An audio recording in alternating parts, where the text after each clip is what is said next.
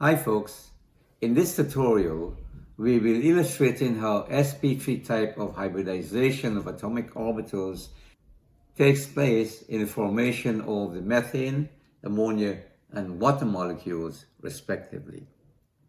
The hybridization theory is used to explain the anomalous behavior of certain atoms such as carbon in forming covalent bonds. Recall that the methane molecule has the following molecular geometry. In this molecule there are 4 single covalent bonds formed between carbon and hydrogen atoms. According to the valence bond theory, for this to happen, carbon must have 1 electron in each of its 4 orbitals to bond with the 4 hydrogen atoms, each having their only single electrons. However, analysis of the energy level diagram for carbon shows that there are only 2 singly occupied orbitals. This will mean that carbon should only be able to form 2 bonds with hydrogen. You have 2 single electrons here, and therefore only 2 bonds should be formed. Bond between this hydrogen here, this single electron here, and this other hydrogen here, and this other electron here. But empirical evidence shows that carbon forms 4 single bonds with hydrogen as in methane, and that the molecule has a molecular geometry of a tetrahedron with bond angles of 109.5 degrees. To explain how this happens,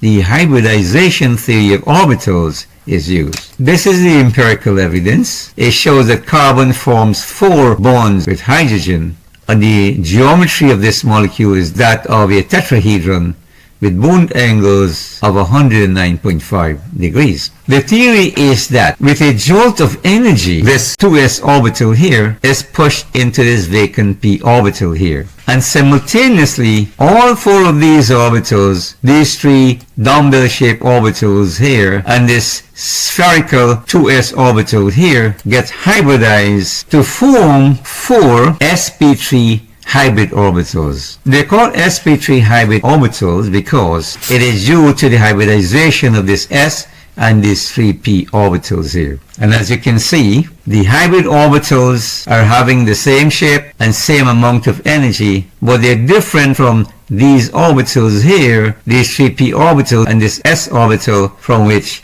they are formed. As can be recalled, atomic orbitals are negative in nature. Each of these represents a negative cloud of electron. And to place these around the carbon atom, they will do so according to the Vesper theory, or the valence shell electron pair repulsion theory, that states that these orbitals will arrange themselves around the carbon atom in such a way that there will be least repulsion between them.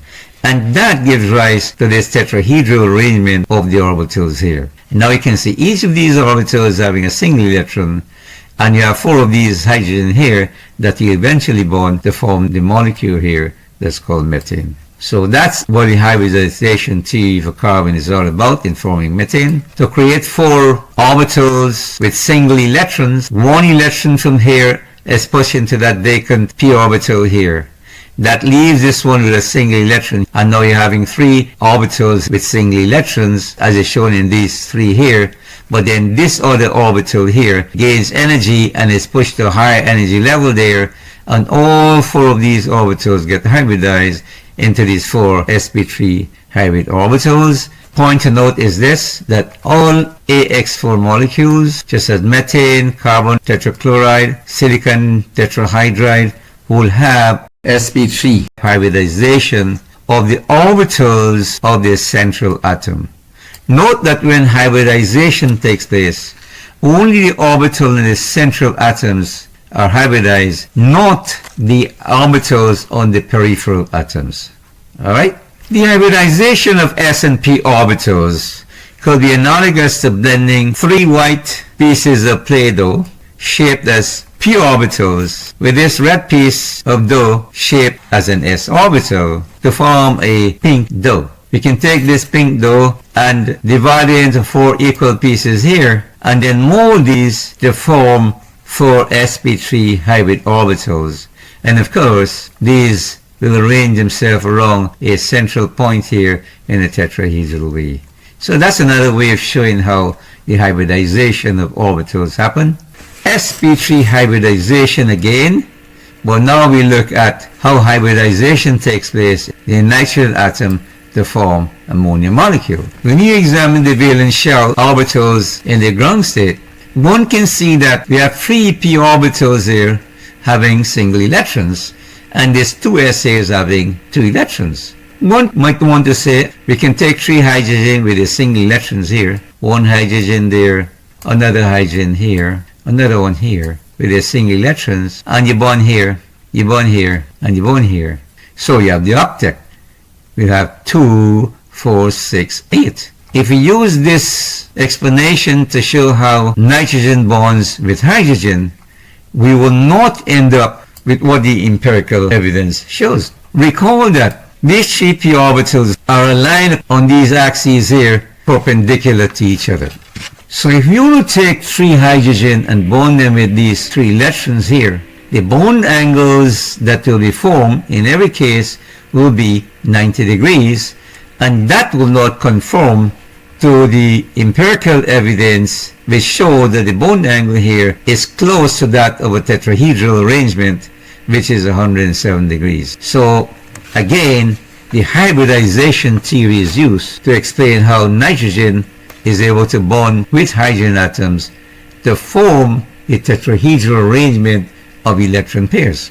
So the theory is this: again, with a jolt of energy, the 2s orbital with its pair of electrons is pushed up to a higher energy level, as can be seen here. It goes with both of its electrons. But note what is happening when hybridization takes place. The energy of the hybrid orbitals is intermediate between the energy of the s orbital and the p orbitals. So immediately as this one goes up there, all 4 of these orbitals there, these 3 2p orbitals and this s orbital, get hybridized again to form 4 sp3 hybrid orbitals with one difference. What do you think is that difference? The difference is that one of them will have 2 electrons, and that one there will form a lone pair. Again now, if you were to put these hybrid orbitals around the central nitrogen atom, what are we going to have? We will have all 4 of these orbitals arranged in a tetrahedral fashion. But this one here will be a lone pair. So we have a single electron here, a single electron here, a single electron there, and each of these will bond with a hydrogen here to form this ammonia molecule, and that will have a trigonal pyramidal shape, and of course you'll have a lone pair here.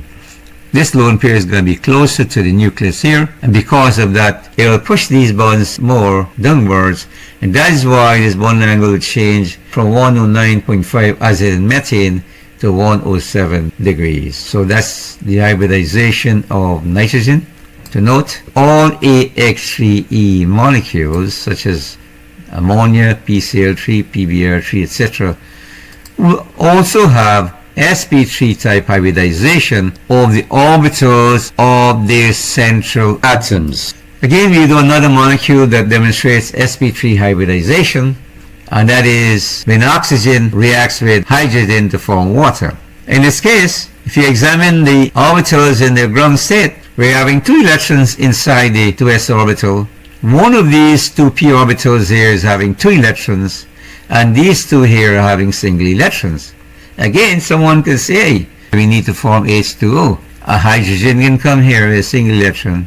A hydrogen can come here with a single electron. So in the end, you'll have 2. A bond will form here between oxygen and hydrogen. Another bond can form here between oxygen and hydrogen. So you have 2, 4, 6, 8. It will have the octet. But again, the empirical evidence shows that the bond angle between the 2 hydrogen atoms here is close to what happened when we formed methane molecule, when there was sp3 hybridization of the orbitals in carbon. If we would assume that this is what happened, then recall again that all of these p orbitals here are arranged mutually at right angles to each other. So if you have this orbital here with 2 electrons, and then you have a bonding taking place here between this electron and hydrogen and that electron and hydrogen, But the bond angle here will only be 90 degrees, whereas the evidence shows that it is 105.5 degrees.